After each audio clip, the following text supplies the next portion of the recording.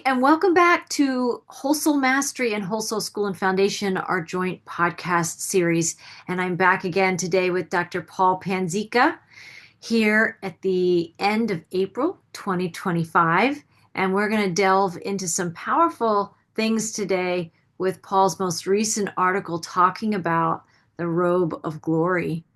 And I hadn't really heard that term. I had to look up a few things to understand it better, but I'm glad we're going to be able to talk about that. You're going to lead us into this deeper conversation about what this means with a lot of the other things going on in our world and in our personal lives today. So thank you. Welcome, Paul. Thanks for joining me today. Thank you for having me again. Thank you.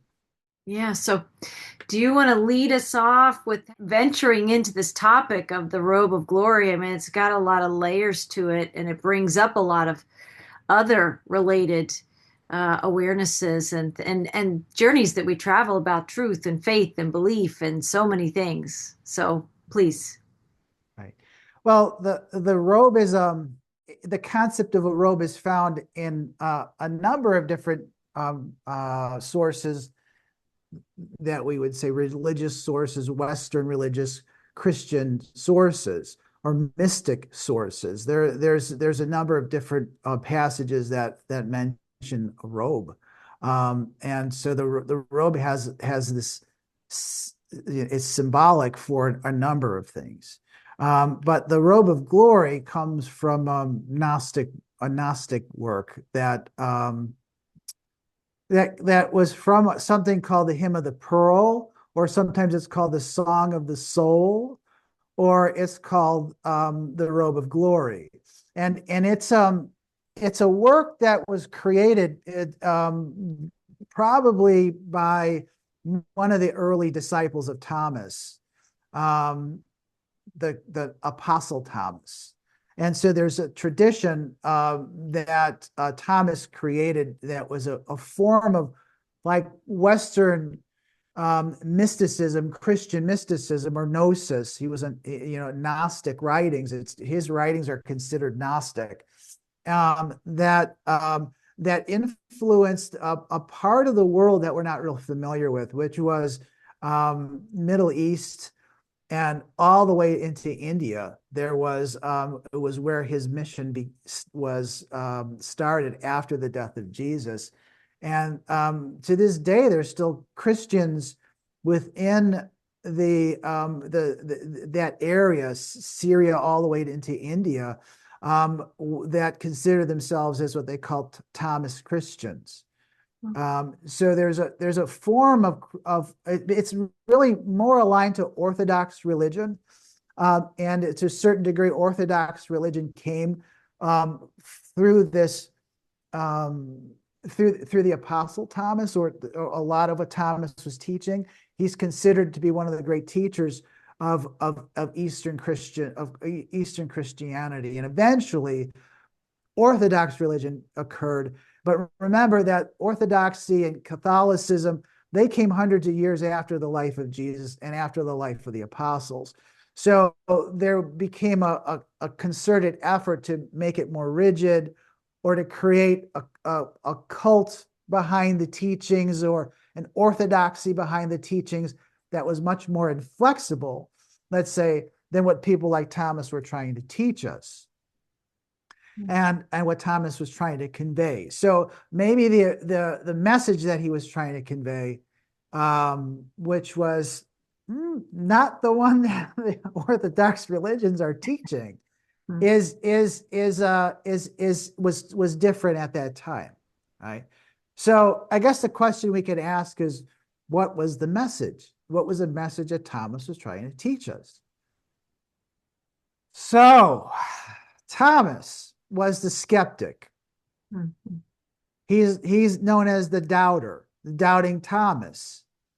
And so Easter has just passed, and we're still living in the residue of this last Easter, which I think was monumental in many ways. Mhm. And it's upon us now. The spirit of Easter is still upon us and will last for a number of weeks. And so the story begins after the crucifixion of Jesus. This is where the story begins. And this is right about the time that we're talking. And it's very interesting that we're talking right after the holidays. And so according to the narrative that we have, Jesus is crucified. And after that is all it's just mayhem. And the apostles don't know what to do, and they're scared for their life. So they're sequestered themselves in Jerusalem, and they're hiding behind closed doors. And they're afraid to go out because they're afraid for their life. And then amongst them in this gathering, Jesus appears. And this is the story. This is the resurrection story. And he tells them that they should bear no grudges, that they must forgive everybody for what happened. They must forgive. They have to let go of all of it. That's his first message, is that what has happened is that you have to forgive everyone and everything. Right. And then he demonstrates to them that he really is there amongst them with his wounds and everything else. And the apostles are just blown away by this, except that there was one apostle who was missing, and that was Thomas. So Thomas was the only one that wasn't at that meeting. He wasn't there. So the apostles tell him, and they say, Jesus came back and he was amongst us, and we saw him, and we touched, we saw his wounds and all these other things. And Thomas says, "You're full of it. There's no way Jesus came back. I do not believe you." He says, "I will never believe you. The only way I'll ever believe you is if I can put my finger in his wounds. This is the only way I'm ever going to believe you." So a week goes by now, and they're all sequestered now. They're still hiding. And Thomas is with them this time, and Jesus shows up. Same way. Doors are locked. All of a sudden, he's standing amongst them. And he singles Thomas out and says, "Here I am." And Thomas had to reevaluate everything immediately, because now he was confronted by Jesus, and a resurrected Jesus, and he shows him the wounds. And of course, Thomas does not stick his finger in his wounds. He reevaluates the situation and realizes that he was wrong, that in fact this really did happen. And so this is the famous statement that Jesus makes, is this is because you see me, you believe. Blessed are those who believe and have not seen me. Right now, it's a very powerful passage. It's not just related to Thomas, but it carries over into the new faith and the new religion that is created in another part of the world that never sees Jesus. Right. So that's the thing, is that truth was confronted. Right. And so I like to think of that confrontation that Thomas has with Jesus is timeless. Okay, it's timeless. And the whole idea of Christ Jesus or Christ is a timeless concept. Christ Jesus exists, or Jesus existed, but it transcends time. And the reason why it transcends time is, I think it's the same reason why Pilate couldn't condemn Jesus, is that both of them are confronted with a mirrored reflection of truth that's within them. They see this as a mirrored reflection of something that's deep within them that they recognize as truth. Okay, so you instantaneously recognize it as truth. So there's no more proofs that are needed. Okay, and so there was something about that encounter that was astounding. Now, 2,000 years have gone by, or it's whatever how many years have gone by. 2,000 years have gone by, and now we have this statement that because you see me, you believe. Blessed are those who believe it and never see me. But that doesn't really work very well now for modern people. Let's face it, it doesn't. And in fact, we can also say that many people who may even consider themselves as faithful people, or as people who have an affinity for the narrative, still will doubt. And there's nothing to be ashamed about. You should doubt. We should all doubt the story, because that's who we are now. Why are we doubters? Because that's who we are now. We've developed over the last 2,000 years, we've gone through experiences that have forced us to distance ourselves from what we would say belief. Because belief, in my opinion, right now, we're entering into a new age. We had for 2,000 years a process of, we had to believe, we had to have faith, and we had to believe in this process. But now, well, where did that get us? Let's just say that I was a Cathar, or a Gnostic or a Cathar 1,000 years ago, and I knew that, and we knew as Cathars that our community was blessed, and that we were living on the right side of the light, and that we were flourishing, and that we lived in a community of love, and that didn't protect us, and we were wiped out, over and over and over and over and over and over again through the last 2,000 years. Belief didn't not only did it not protect us, but it was usurped, right?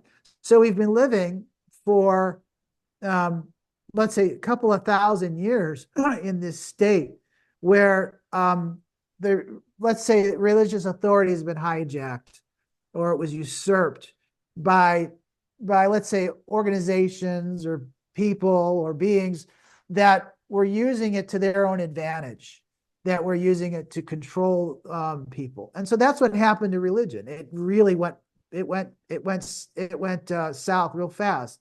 Yeah. And it really started going bad when the Roman Catholic Church gets involved in it and uses this as a method to enforce its will upon everybody else. And that happened hundreds of years after the life of Jesus, right?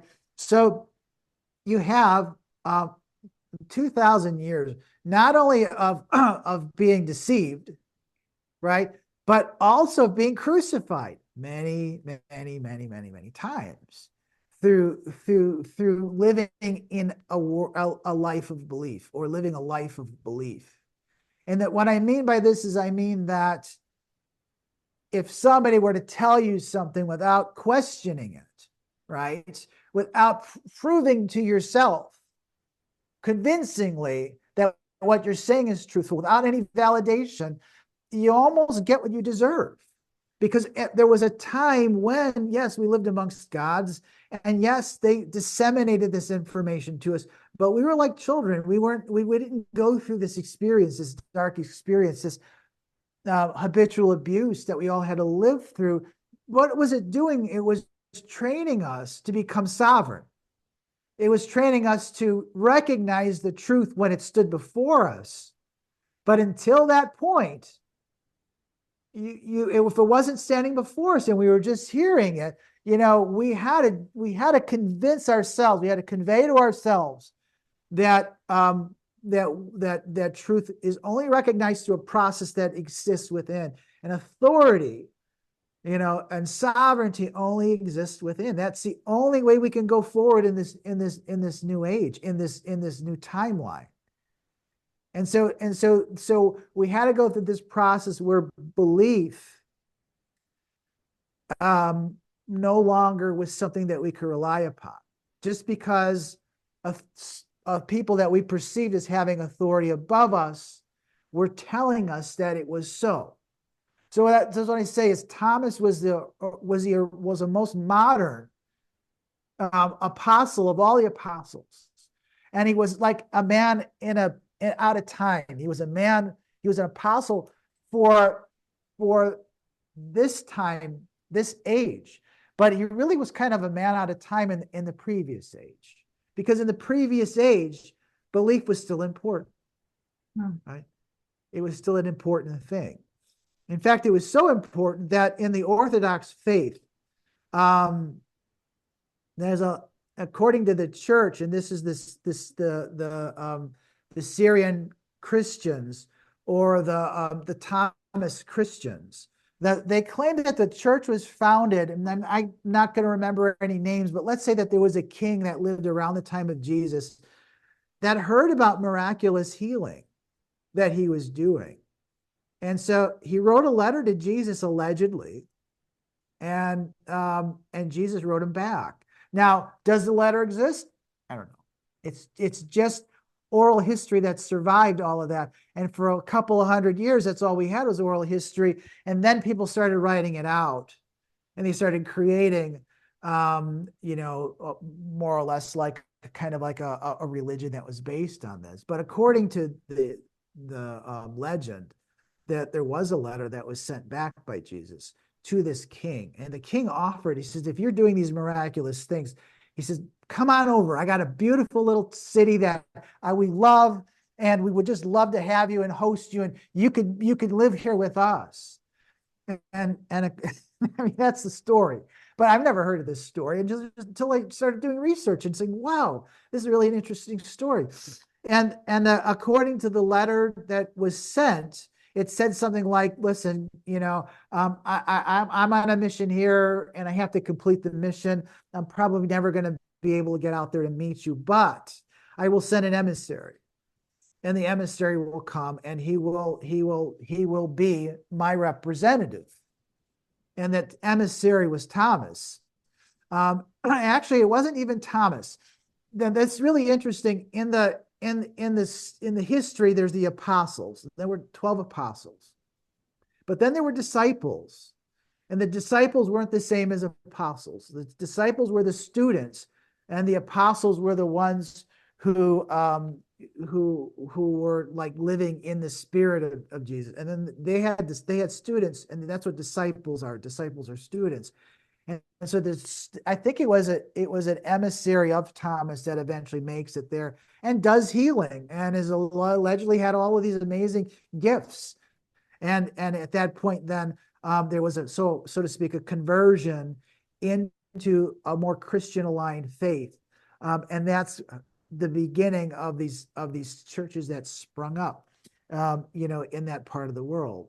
But Thomas was the main person that went out east, and even according to the stories, he didn't want to go. There's like this whole romanticized account of what happened. Keep in mind, this is oral traditions and oral histories that went on for a couple of maybe 100 years, and then people started embellishing upon it, and they started creating works that kind of gave us a narration of what happened, but it was probably embellished quite a bit, and so they're fun to read, but whether they're true or not, we don't know. But we do know that Thomas went to India. We do know that there was a whole series of churches that he created. We do know that he inspired a movement out there that was connected to the Eastern Orthodox, eventually the Eastern Orthodox religion, but also the Thomas traditions from Mesopotamia all the way up to India. And so we do know he existed. There's ample enough evidence to suggest that all of these things happened, that he preached against the caste system, that he was eventually imprisoned, and that he was executed by a governor in India for what he preached. So yes, he really was a person. He really did go there. We have a whole church in that area, a whole movement that basically states that it was founded on Thomas. And then we have like a mythology that was created around him, the mythology that was created around him, which was extraordinary in many ways. But there was other poets and philosophers and Gnostics who came after him that put all of this information together in a very poetic way. And so you have this romanticized story. It's called the Acts of Thomas. Is it true? Is it not? It's fun to read. It's a romanticized life of Thomas and allegedly what he did. But they think that there's parts of it that are more genuine than others. And then the last part of it, the part of the martyrdom of Thomas, is where this Song of the Pearl exists, or the Hymn of the Pearl, or the Song of the Soul, or the Robe of Glory exists in that little piece in this big giant book that's called the of Thomas. And so this is where the word exists. Now, I also want to mention too that Thomas was a writer of a gospel that's not part of our traditional gospel, which is called basically the Gospel of Thomas. And it's 113 different statements that he makes. And it was left out of virtually most of the Bible because it talks about reincarnation, and it talks about something that was really, really, really, really heretical. And what was that? And so this is what Thomas was all about. So in one of the passages, Jesus asked the apostles, "Who am I? Who am I to you? Who am I?" And it's almost impossible to even interpret what he's saying unless you understand that what he's inferring is that who am I? Who is my soul? Which means that I existed before this life, because he tells the apostles in the canonized texts that there's this guy, his name is John the Baptist, and I'm telling you right now that the Baptist is the reincarnation of Ezekiel, right? So he is, and so he says this, and you can find it in 3 out of the 4 texts. He's talking about reincarnation, and so there's a reincarnation, idea here, about who am I? Who am I? Who am I to you? And so everyone's got a different opinion of, you're an angel or you're a phenomenal teacher, and all these other things. And he gets to Thomas, and Thomas goes like, I can't tell you who I think you are. I can't say it. Either I don't have the words to describe it, or I'm afraid to say it in front of everybody else. So Jesus takes Thomas away from the group. Now, this is in the Gospel of Thomas. It's the whole thing is there. It's all written out. And it says in the text that he tells Thomas 3 things. Those 3 things could be interpreted as 3 words or 3 things.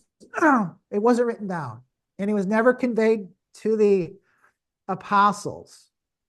But I can surmise what it probably was.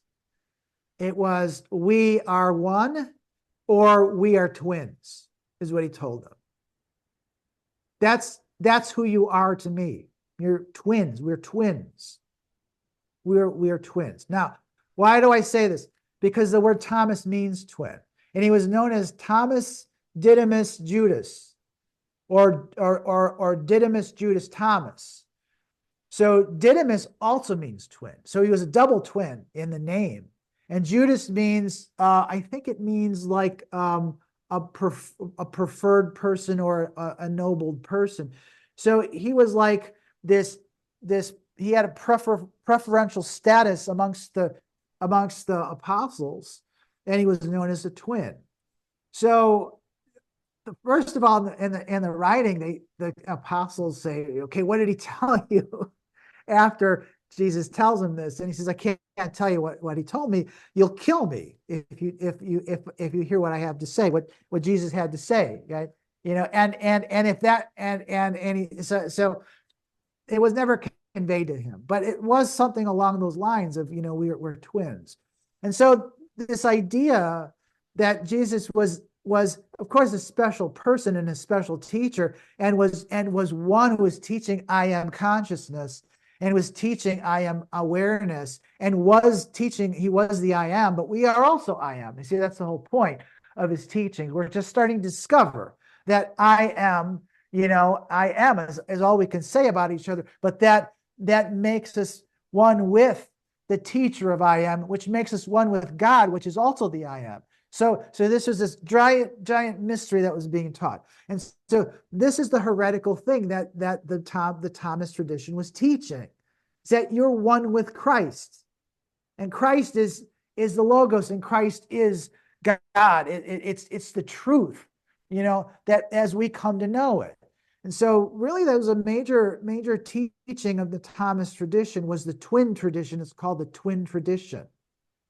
And so in the twin tradition and the Thomas teachings, that's really what it is that we are coming to into being one with the teacher, which is actually how all mystery schools work, really, and one with the source, right? So this is what we were learning through the Thomas tradition. And so that's a major focus of all of gnosis, really, but really a major focus of gnosis because it's in the Thomas's tradition, which just means twin, right? Thomas, Didymus, Judas. So now we have this song of the mystery of this song. It's called the Song of the Soul, or the Pearl Hymn, right? The Hymn of the Pearl. And there's a couple of other names, and the Robe of Glory is what it's called, right? So that's where this comes from. Do you have any questions at this point? Because I can keep going if you want, but I have one question and I have a comment. So maybe yes, I'll share my comment first. It's so, number one, I'm always so grateful with the depth of the knowledge, the layers, because we've lived so many layers in all of these lifetimes, and you bring the richness of those layers to life in what you share with us and our listeners. And so, number one, a gratitude for that.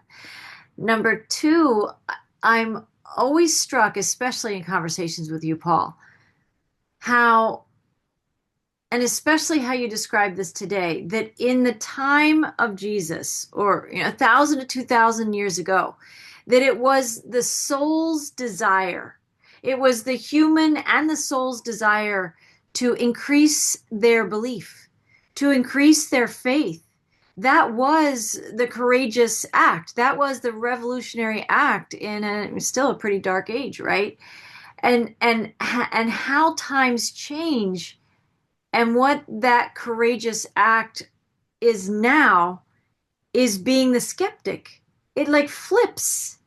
It flips. In our time, it's being the skeptic because they've definitely, I don't know if I want to say perfected, but there's a very sophisticated deception that has been going on, and it's gotten more and more and more sophisticated over the centuries.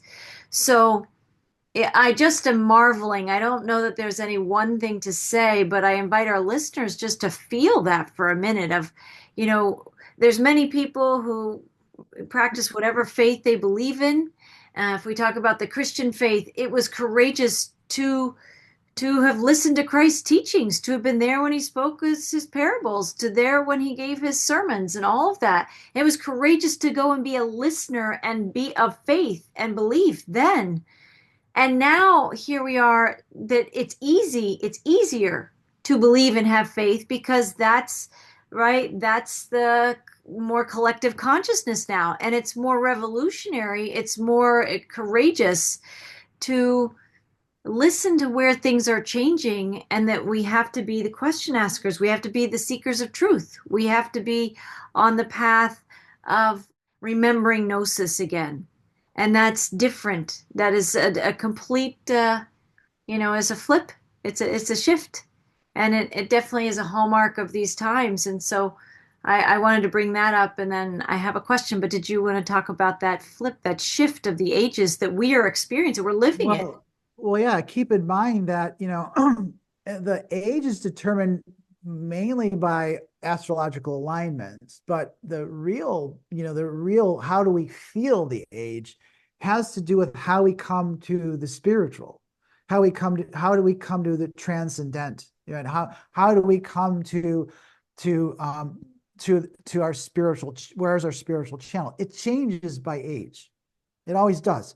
So the end of the Piscean age, the last 100, 200 years, it was a slow, methodical process of discrediting a religious system. Right? So it was all unraveling, it was all falling apart. As everything does in an age, everything dies, and that needs to die, right? And so they did a really good job at separating church from state, or science from spirituality. So that we got to the point where most people's religion and modern people's religion is science, Mm, right? interesting. So look what happened over the last decade, especially over the last 5 years. Right. They believed in their religion, which was science. They had unwavering belief in what they were being told. And you know what? That wasn't right. I mean, I was trained as a scientist, and I was trained to always look at all the research and to make your own decisions, and that's fallen out of fashion, right? And so now you have scientists or people who believe in science. The average person now, you hear that all the time. I don't believe in religion. I believe in science, or science is my religion. And they really are in the media trying to create that. And of course, we have a whole form of religion called secular humanism, which is scientifically based, right? And that really tried to control the narrative, and it really tried to, tell people we're the authority on this and just believe in us. And all these people that grew up believing in that science because they were programmed and conditioned from the beginning of their life to believe it. And it failed them, spectacularly failed them, especially over the last 5 years. And if you got suckered into it, you deserved it because you needed to learn this lesson. Right. And this is the lesson that you learn. You can never believe in anything, period. Right. Nothing. You can believe in nothing. And whether that's spiritual or whether that's in the material, you can't believe in anything. And if you do, you deserve to be enslaved because that's the lesson that it's teaching you.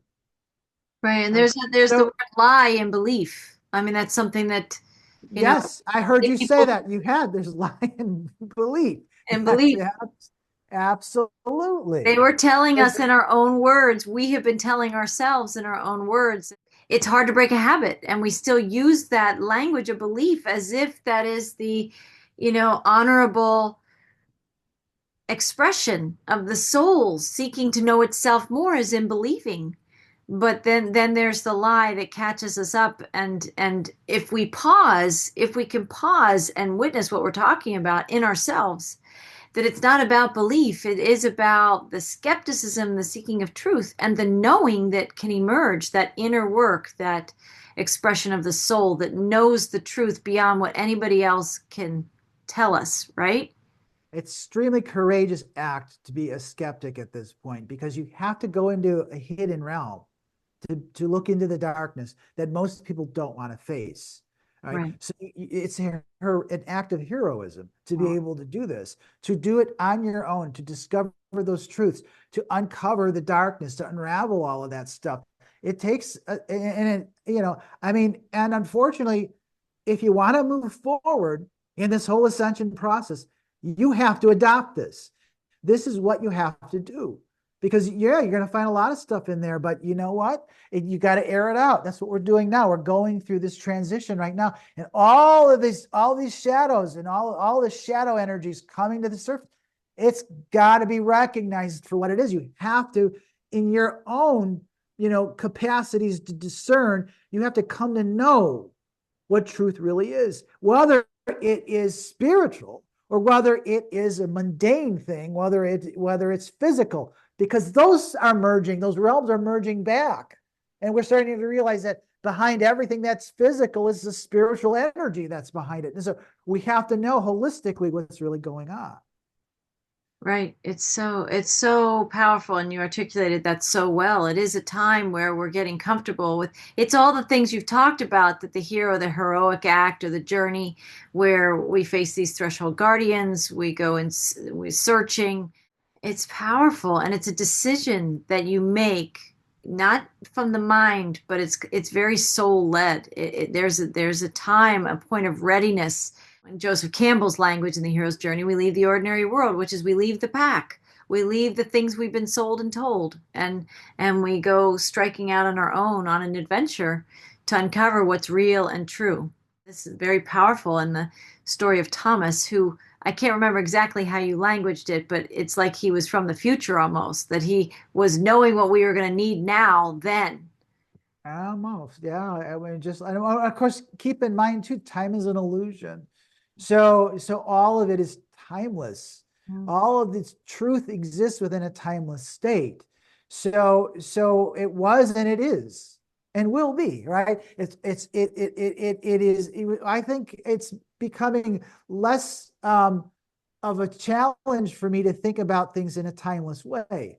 I think it's easier for me to think about things in a timeless way. It's hard to convey it in writing because writing, our language doesn't like it when I write was and is at the same time. But it's true, and those things exist, we're spiritual beings, and so we are timeless beings also having a linear experience right now. Mm-mm. Yeah. So So powerful. Well, just to add my question in there, then the tail end of that is just curious when you're talking about the three words that Jesus spoke, the three things, and how he spoke is basically that we are twins, right? In that twin, are you saying that Thomas was literally a twin? Because I've heard lots of people, there's all kinds of perspectives out there that Jesus had a twin. Are we saying that yes. Thomas was his literal twin or his like spiritual twin? Yeah, so there's that too. So there's the two Jesus children, there's two souls that became one. And so if you look at that from that mythology and that tradition, you'll see that in the lineages of Jesus that we have in our Bible. I can't remember what books they're in, but there's one. They write the lineage on, and one comes from the house of Solomon, and the other one comes from I don't know if it's David, but they're different lineages, right? So Solomon and Nathan. So what they divergent Solomon and Nathan. So one comes from the Nathan lineage and one comes from a Solomon lineage. Question is at the beginning when we're looking at the narrative from the beginning, from the manger and beyond that, are we looking at two different people, and two different narratives? Because no one could decide when he was born. Was he born in the fall? So there were two Jesus children separated by 12 years, right?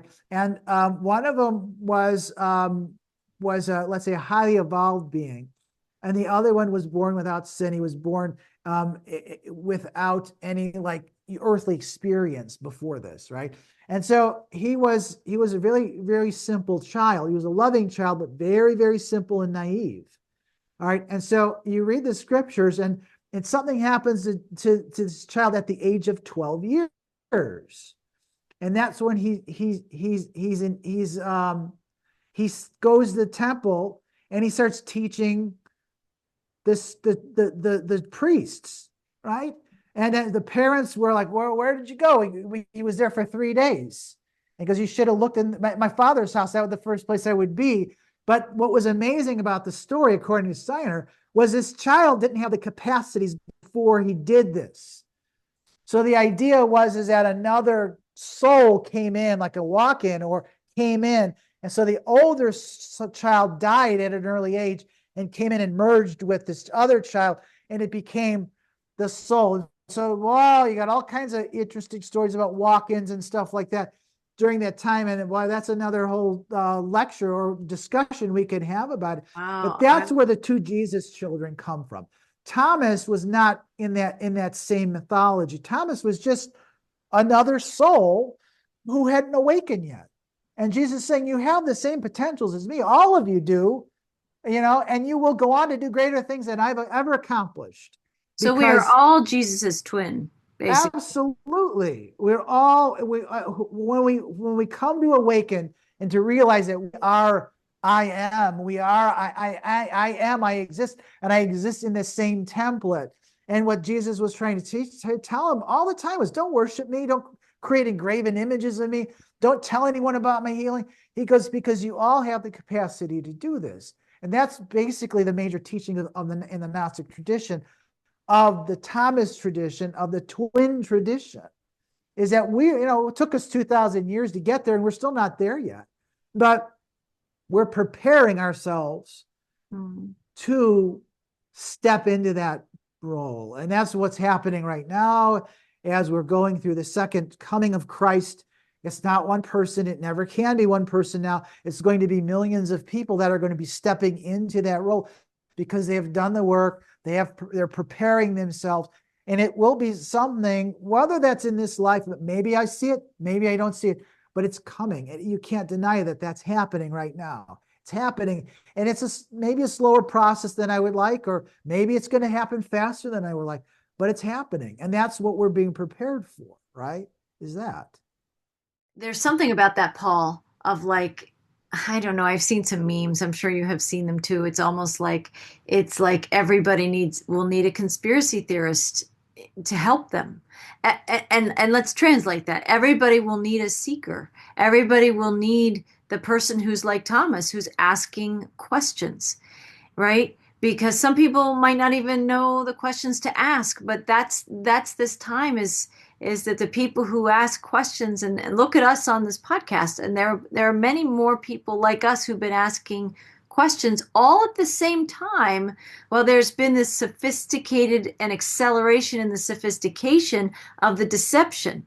So there's been a deeper commitment to the seeking of truth and gnosis again, at the same time that the other side, has to step up the levels of deception that we've seen, as you said, is particularly in the past 5 years. There's so much to talk about. We may have to come back and unpack several layers of what this is. But I think you talked about the end of the Piscean age and the beginning of the Aquarian age. I'm sure we've touched on that. And that is also, I think, what happens when there's an age ending and another age beginning. There's this exposure almost of like cult-like following of just like no skepticism, no filter, no checks and balances kind of thing. And so is that what we're also seeing, is that like religions will be also in the spotlight in this time as well, and to expose the deceptions, right? Was that what we're? Of course. Yeah. Of course. It's all falling, it's all unraveling as we're speaking. I Yeah. mean, they're the major blow to all of these organized religions, and it's happening now. I mean, listen, the darkness is mustering everything they can to try to create new narratives. But once you pass a threshold, Mhm. it's all noise. None of it has any effect upon now millions of people. Right. Millions of people understand that there is a narrative, and they understand that they've been gaslighted their entire life, Right. right? And they understand what it is. And you're right. And if we could if just a few people stand up, which is what's happening now, they're catalyzing a process that and emboldens other people to do the same thing. So, but there has to be a vanguard of people to do it first.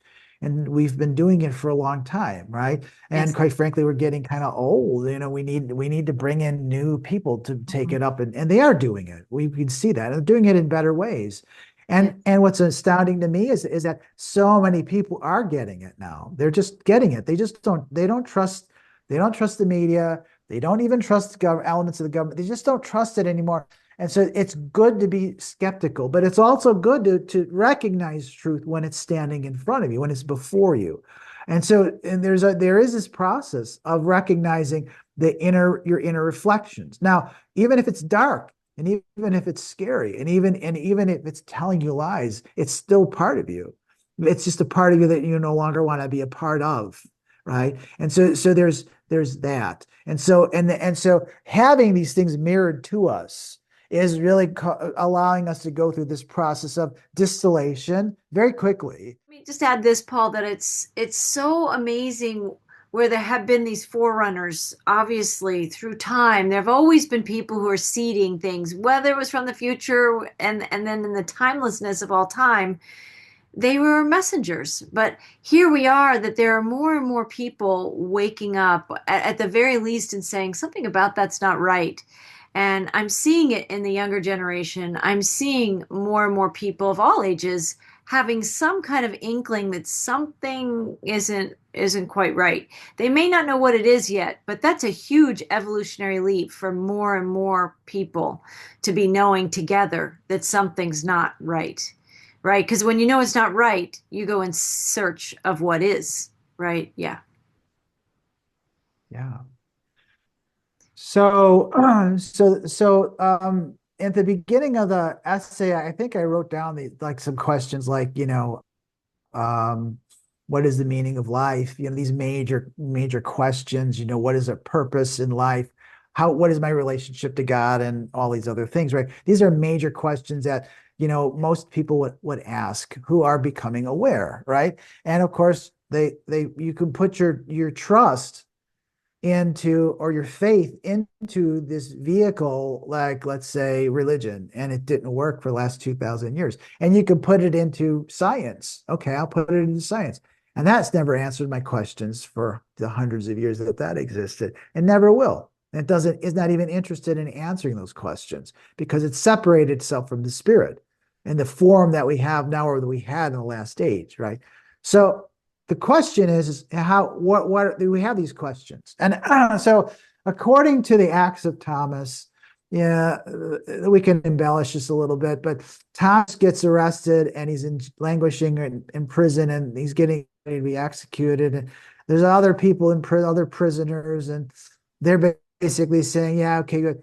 You're the holy man. What is life all about? And so tell us." And so now remember, this isn't Thomas. This is a poet that came a couple hundred years later who embellished this.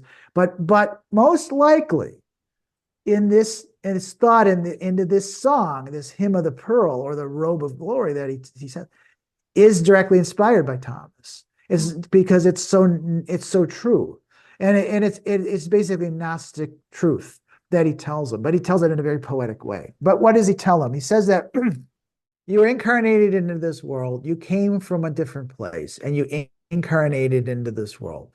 This is a dark world. It's run by a false king. And from the moment you were born, they fed you lies, a constant diet of grief, lies, deception, and so in that steady stream and that steady diet that you've been fed, you forgot who you were. You totally and utterly forgot who you were. And and it would be a hopeless situation if nothing changed. And if you were still in that realm and you continue down that path, you get embroiled into these conflicts, there's no way out. There's And all your these parents, karmic entanglements just keep growing. yes. Now keep in mind, you came from a different place. So your parents see this pathetic, what's happened to you, this pathetic situation that you're now in. And they say, we have to do something for him. He's our child. So they wrote a graven letter in gold, telling you who you are. And it was sent by an eagle that came down and delivered the message. And in the message, you read that you are a child of the most ennobled parents. Your parents are king, as a king and a queen. You came from a higher level of birth than you realize. So you're given this message, and your mission in this life is to acquire a pearl, something of great value. And once you acquire it, then you can come back to the realm that you came from. So how that is done is, the pearl is guarded by a dragon. And so it's, imagine this immense dragon who's hiding all this wealth, and in the process of getting this pearl, you have to confront this dragon. Now they tell you how to do it in this song, or in this poem. It's not to kill the dragon. It's very important that we understand that you can't kill the dragon, because if you do, you're succumbing to all the conflict and deception and on all of the intrigue and all the other issues that are going on by this darkness, this immense darkness, these agents of deception that are all basically part of this immense dragon. You can't do it. Can't be done. So in this pearl hymn in the story, what happens is the person that is you. This is you. Your soul receives the message. Now you have to go down into the deepness, in the darkness, in the dungeon where the dragon exists. And the only way that you can get it, or the way that you have to figure out how to get it, and the way that the soul figures out how to get it, is that he sings the name of his holy parents in the ears of the dragon. So he sings to the dragon. And by doing this, he charms the dragon. Oh, I love By that. telling him, by telling the dragon, in the story, he says, by singing the name of my holy mother and father in the ears of the dragon. But what he's really telling the dragon is I am sovereign. I am holy. I come from noble lineage. And so then it's really important to understand this, because the dragon is a confrontational animal, or a beast. But and if you try to go after the dragon in a confrontational manner, in a lower evolved manner, and even if you slay the dragon, just another one's going to pop up, and they get worse and worse and worse and worse and worse every time you do that, right? So, but by charming the dragon, by claiming your nobility, by claiming your sovereignty, by claiming your divinity, right?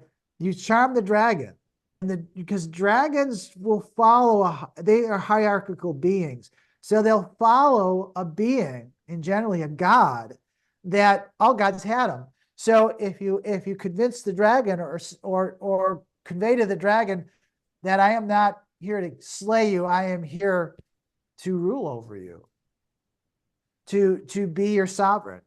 In that instance, now you control the dragon. It's a very important point of the entire story, because we have to realize too that just as much as Christ is a mirror reflection of us, so is the dragon. The dragon is a mirror reflection of us, right? In a raw and untamed and unbridled way. That's who we are. That this is this creational power, this immense power that must be controlled. And if we don't control it, the only way we can control it is through authority, is through a higher spiritual authority. It's the only way we can control it. And that's where all of our wisdom and all of our intelligence really comes from. Can I say, and maybe you're about to say this, but I'm feeling it strongly. So the dragon must then see the truth of your authority. It must see, just like Thomas yields to the truth of Christ, the dragon must yield to the truth of our Christ, right? In this story. I think of the dragon as an externalized form of us. It's externalized so that we can see what we need to do to tame it, that we need to control it, that we need to become sovereign to it. That's what the dragon really is. The dragon was never meant to be slain, although we slay it all the time. This is one of the few examples in our mythology that says don't slay it. You have to control it. You have to become sovereign to it. You have to, through your own divine authority, you have to become sovereign to it. That's powerful. And that's the lesson that we learn. That's the pearl that we acquire. And is the Is dragon that also the ego then as well? Is sort of. Sure, the dragon, there's all kinds of aspects to dragons, but keep in mind that it's in linear time, the dragon is our greatest taskmaster. The dragon is our greatest teacher. We learn through cycles and cycles and cycles of conflict that the dragon is driving. But you know what? We can say that all is one in the end, right? So we want to externalize and say it's Satan or it's Lucifer or it's Satan or it's Saturn or whatever it is. Not it's you. Mm, It's it's you you. because you're that powerful. Yeah. And you are the ones that giving it the authority to rule over you until you figure out that you have to rule over it. Right. That's the lesson that we're supposed to learn. That's the pearl. And it's an inner job, that pearl, that reclaiming Yeah, is an inner yes. job, big one. You can imagine when you harness the power of that dragon. It's like they say with that it's a God spark, it's a creational force, it's libido, it's all these things that when we harness it, man, there's no stopping a person in but that's stepping into your divine authority. And they say that the goddess Sophia is the mother of all dragons. That's the feminine, divine feminine principle that exists within us. So, we're having this experience and we're cleaved and and we're seeing mirrored reflections of the logos and of the Christ in energies within us. And we're seeing this unbridled passion that's within us too. But they're teaching us lessons, and in the end, it has to be unified. So that's the narrative. That's what we're being told, especially for this time right now. It's extremely important because that's what we're stepping into.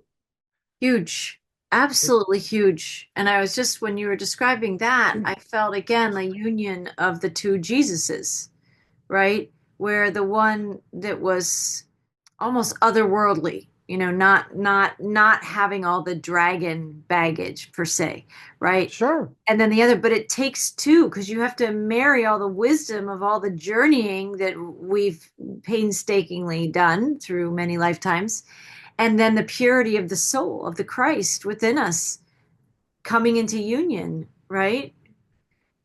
Yeah. Just it's another way of feeling that robe of glory, that union, that yeah. Right. The robe of glory. So so after the pearl is acquired, after the dragon is integrated in Right, back to us, right, and according to the story, then the this person the soul ascends, and the soul ascends into the presence of the Holy Father and the Father in this instance, right?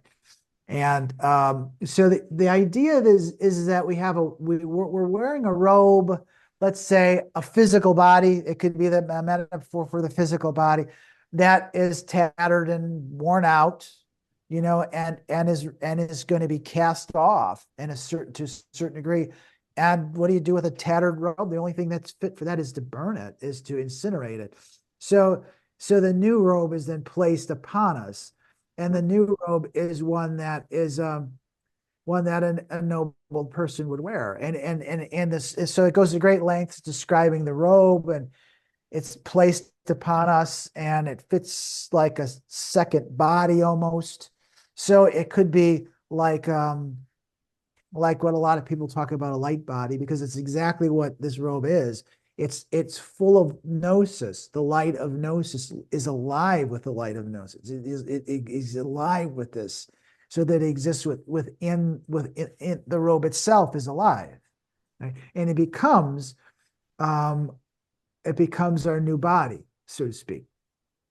But what is the symbol of that? Why are we given a robe to wear in the presence of the king, the true king, the king, right?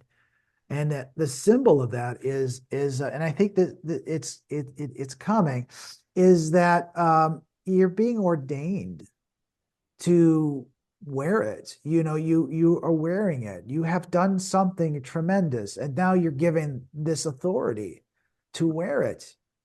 And to wear it all the time, when you ascend, whatever this is, and I can't tell you what it is, but if you care to claim it, it's yours to claim. If you can, control the dragon, not control the dragon, but become sovereign to the dragon within you.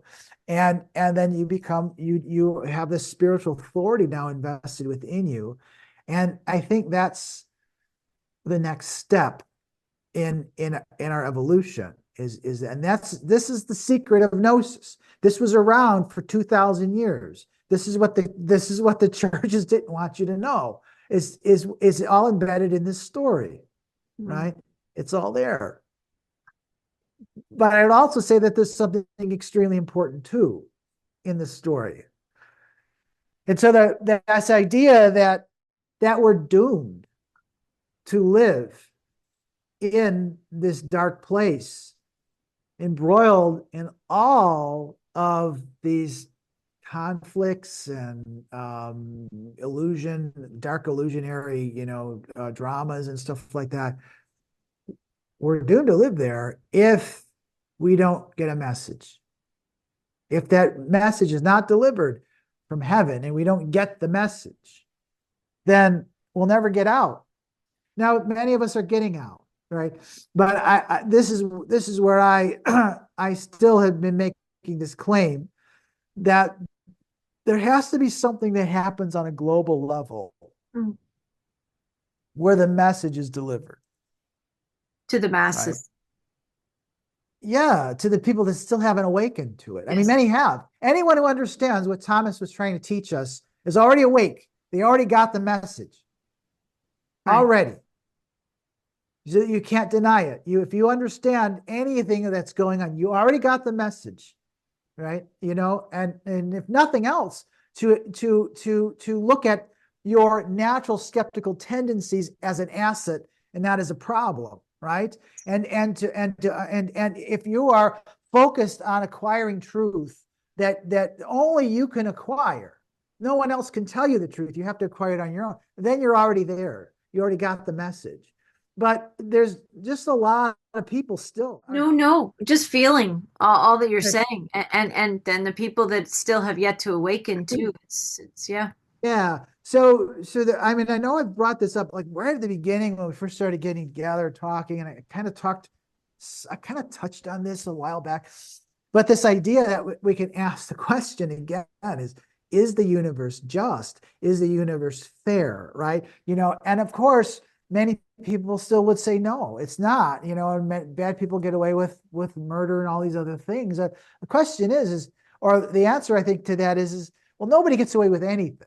I don't care what you say or think. What you're getting away with is in a dying world that is no longer going to be around for much longer. And if that's what your reality is, you're getting away with nothing. You're learning nothing, right?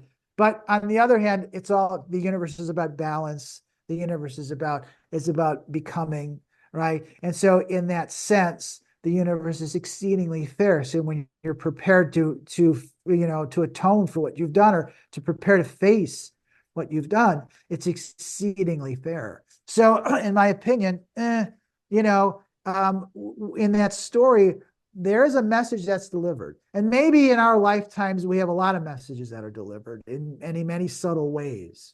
Mm. But there's a lot of people that aren't really kind of attuned to that still. And I think that before the major transition occurs, there's going to have to be something that's going to happen on a global level that will convey, that will deliver the message, which is that you are of a noble being, noble birth. You're not acting maybe that way, whatever it but it's going to have to convince us, or it's going to have to give us information that's going to demonstrate to us that we are timeless, beings that probably came from another place to have this experience, and that we are of some noble lineage of some sort, right? It's going to have to, but you're going to have to experience it. It doesn't help that I'm telling you this, because many people still think I'm crazy, and that's okay. You should think I'm crazy. You should think I'm full of what, because you need to stick your finger in those wounds before you're convinced, or until the truth is standing in front of you that's mirroring your own truth.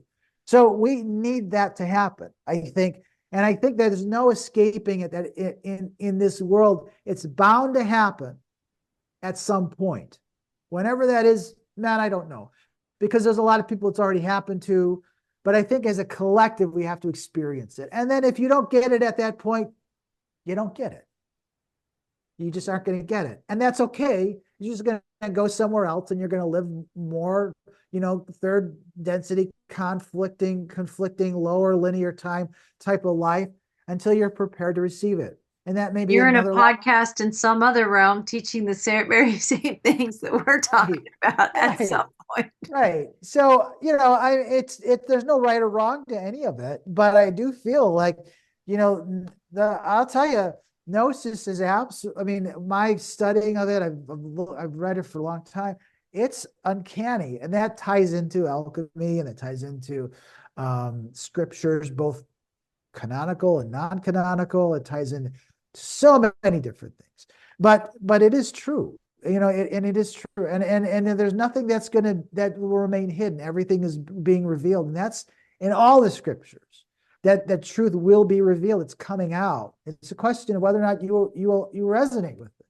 If you look at it and you go, I don't resonate with that. That's too scary.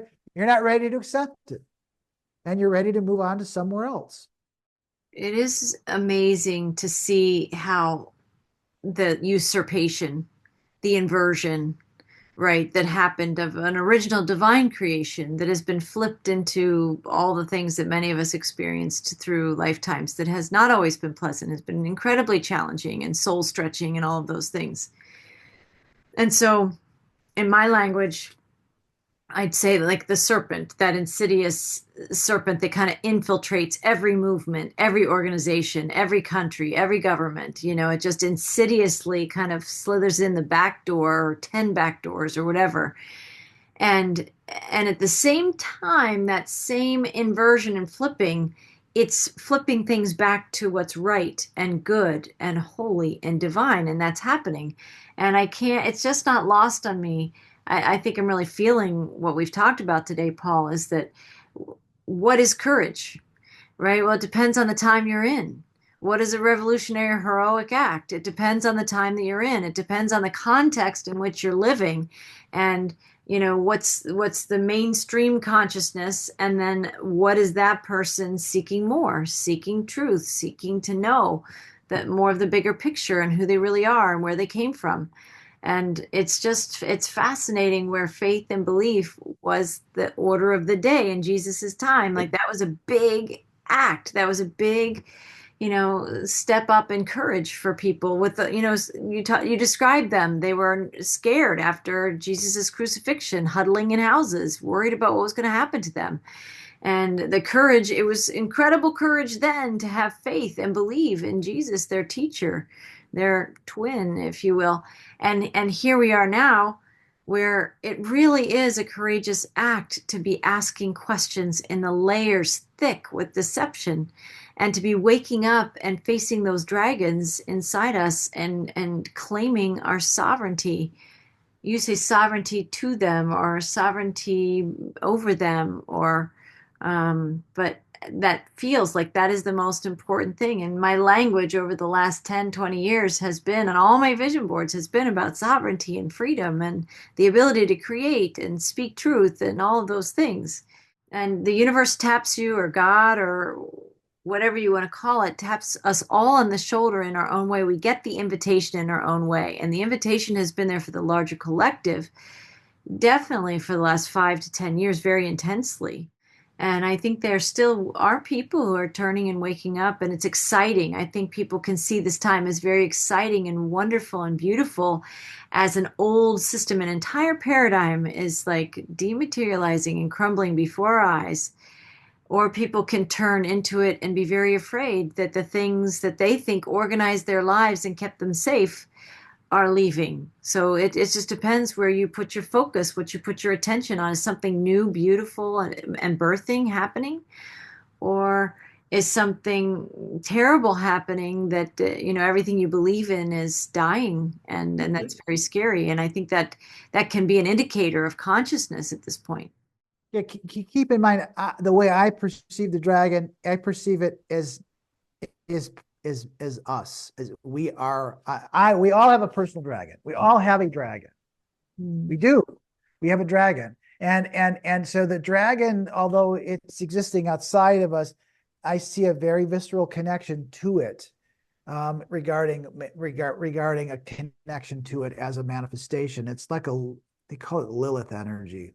Mm. I don't want to go into the details of it, but it is, there's, I see less and less and less as time goes by separation between me and the dragon. Now, there are certainly elements that are draconian that I don't want to be a part of, but there's a libido life force, creational power within it that has to be redeemed. And that is us. That's maybe what was usurped from us from the beginning. But that's us, Mm. you That know. spark for sure. Yeah. Yeah. Yeah. And then this idea of faith that you bring up. So, you know, belief and faith.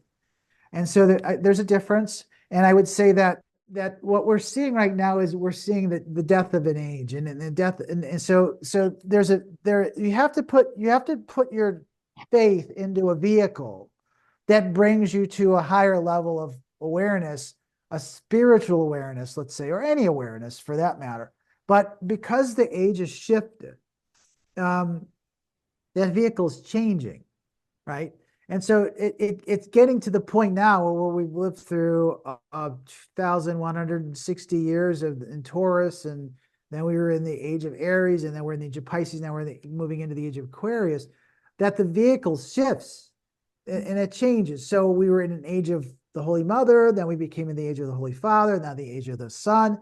Now we're in the age of a spirit, the Holy Spirit, which is invested within us, right? And so the vehicle that we have to use, that we have to put our trust and faith in, is ourself Mm. now. It's changed, right? Mm. So that's why it's no longer appropriate to look at belief anymore for anything.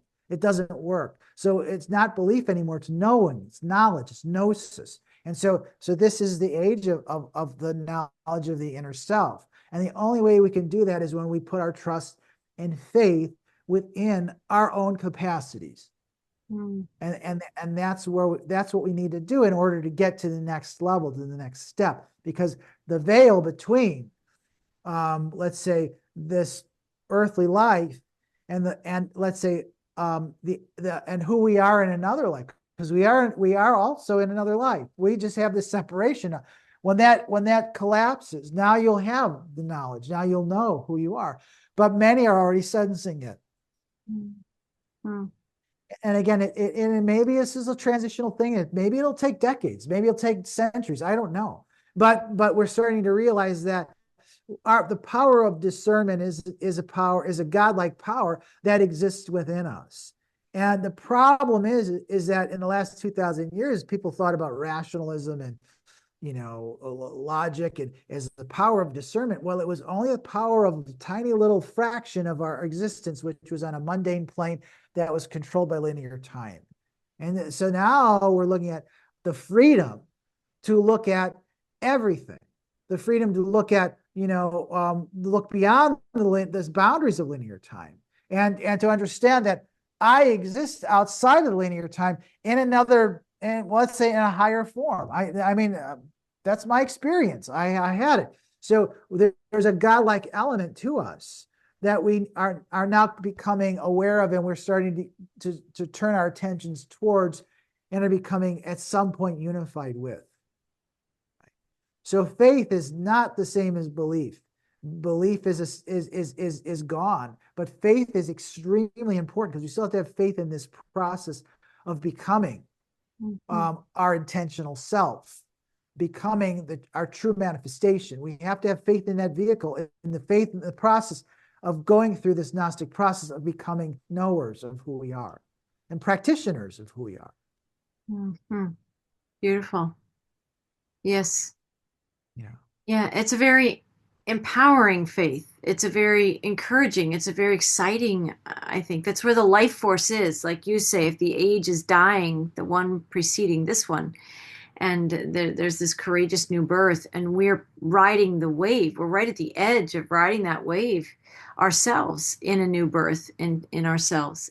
It is interesting when I speak with a lot of people who aren't have not sought in the ways that I have sought. When I'm in the presence of someone like that, I can see they're looking, whether they know they're kind of studying me and saying it's kind of fascinating that I feel so positive even though the world is going through such a shaking right now, all that's happening, and yet it feels wonderful. And like you said, whether it's tomorrow or a year from now or decades from now, we can see it's here, it's in us, and it's coming alive in me. It's a life force. Like you said, it's a libido, it's a creative impulse. It's and that is returning in a way that we can access that higher dimensional us that's integrating inside of us, and we are no longer trapped by linear time. We're no longer incarcerated here in this matrix anymore. Many of us are breaking out, and it's the consciousness inside us, it's the frequency through which we break out. It's that integration, that intentional integration.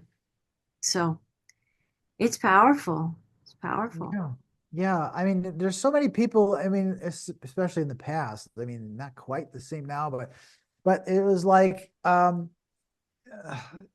saying these or talking about these things. It was like there's people that never got it, and then there's people that are attracted to it, Yes, I think you know. that's yes. But they're only attracted to it as the song plays. And then when the song ends, it's not quite really grounded into anything, and they fall back into their old level of consciousness. And so, but that's the beginning, I think, of coming to an awareness. But until you have an experience that demonstrates to you what we're actually talking about, Mm. it doesn't have a foundation. Yes, it doesn't land. It doesn't have a fertile ground to implant itself, Mm. right? Mm. So that has to happen. Like I said, there has to be. I think there has to be, because I didn't design this, I didn't experience, so I'm not responsible for it. I guess some people say we are. I guess people say that when we're ready to have it, then it'll happen. But I see that a lot less now. I see a lot more people having prepared the soil to start to nurture these ideas and to even grow them themselves, and fostering these. It's far more common than it used to be 5 or 10 or even a few years ago. It's far more common now to see people like much more grounded into these truths than there used to be. They're not dilettantes anymore. They're becoming much more. It's becoming much more of a way of life for people. Yes. And I think we've been at that threshold for some time. I always mix up the phrase, but there's something about where the fear of changing is less than the fear of staying the same or something like that, or the pain of changing is less than the fear of change itself. Maybe that's more accurate. And I think that's happening. I think there is a kind of universal squeeze going on that I think all this truth is being flushed to the surface. And that's not just outside us, that's our own inner truth. And that can be things unresolved, things we haven't wanted to look at or address or have the courage to wade through in the darkness like we talk about. But something happens when the squeeze is enough, when we see it enough in other multiple areas of our lives or whatever, then we notice it's our pattern. It's not something outside of us. It's our own patterns coming home to roost so we can see them. And I think that also is happening, that people can see, yep, that pattern was there in whatever, 1985, it was there in 1992. Here we are again. It's circling back around for me again. And enough people, I just hear in my conversations with people where they're noticing, I've got to do something different because all the ways that I've just gotten through whatever that challenge was and moved on, thinking that they'd cleared the energy, but maybe they just cleared the event, but not the precipitating energy that's deep in there. That is what I think people are having to look. It's like the sediment in the lake. We're having to take a deeper look at the bottom of the lake. And while not everybody's raising their hand and saying, oh, pick me, I want to go on that adventure. I think it's coming to all of us. I think it's coming to all of us now. And the invitation is through our own experiences, the unresolved truth that's inside us, which is the thing maybe that we most fear, but it's also the greatest power that we have, right? It's like, recovering the sword and the stone kind of thing, is that I think we're all on that path somewhere. And I think the more we have the courage to see people around us going on the adventure, choosing to do this inner work, the more I do see a whole collective is turning towards the shift of the ages. We're seeing it, and I think it's happening now, but I think it's going to become more obvious, more beautiful things that will emerge in the world, things that maybe make our life easier, things that give us more leisure time to do the things that were always important to humanity. We've been so separated and divided and challenged just to survive that it will be amazing if and when some technologies can make our lives easier and we're not working so hard for the money. That it's not about money, that the currency that we really have is our light. It's our gifts, it's our talents, it's how we impact other people. And I think that there is something, we're not there yet, but the soil's being churned up enough that that new garden that's growing, that we will see these seeds, I think, in nearer time, is how beautiful humanity is when we work together, how beautiful humanity is when we all seek to find meaning and connection with God's source within again. So, It's infectious, it's contagious, and it's irresistible when you yes, experience it. That's why you can put us on the rack, or you could, nail us to the cross, or you can do whatever you want. We're not going to back down from this because it's the only way that we know that we can live. And when more people stand up for it, and there's been millions that have already been doing this, it's just going to become, and again, you're going to see how easy life will get, yes, so much easier, so much more fulfilling, so much more exciting, so much more beautiful, so much more loving, so much more challenging in many ways too. But we're up for the challenges. We're up to expand our horizons because we're sick and tired of being told or being shown that we're this tiny little bitty blip in a universe of innumerable solar systems and all that other. insignificance and And yeah, irrelevance. Yeah, we're sick of it. We're not insignificant, and we know it. You yes, know, and we also know that our mission is to continuously catalyze this process of becoming. yes, And there's no greater task. We already signed up for it. We all signed up for it, and there's no greater task in the universe right now than to do this. no, So they might as well just give up because no one's going to stop. And it's like you get one person that turns into the light, that person's never going to turn back. They never turn back. They cannot, by can their own nature as a human, they can never turn back ever. So, and you're getting this constant exponential number of people that are moving in towards that scenario, is seeing the light and seeing, what can I do? How can I configure myself into this this new awareness? Not coming. We know it's here. And I think we're in preparation for something that's going to be far greater. But there just isn't any more. There just isn't any, to me, there's anything else more satisfying than to be living within that resonance, and you don't want to leave it. You want to stay in it for as long as you can, and try to create it around, even when you don't feel it, or in a situation, that environment that isn't quite resonating with it, you still try to maintain it even in those right. environments. Exactly. And you go and you make choices some days that specifically nurture your spirit so you can tap in to that inner flame again, right? Yeah, there's something really beautiful, and I think there's something very magnetically attractive. I think that's also going to become very clear, is that the dot what is, some people may be grasping for the world that's crumbling, but they're going to realize really there's no life force there. It's going to become more and more and more evident. There's nothing to hold on to there, and only this newness. Where is the new life force flowing? It's flowing into creativity and positive exchanges and finding meaning in all those things. So literally, we're watching a planet transform, and we're participating in it if we choose. Yeah, I love how you describe the person who like chooses the light, turns to the light, and is never going back. Never, ever. Yeah, and that is exciting and exponential. Well, thank you, Paul. Anybody that wants to read your article on the Robe of Glory can find it on your website at Beyond the Soul's Meridian. They can find other articles that you've posted there and archived your book.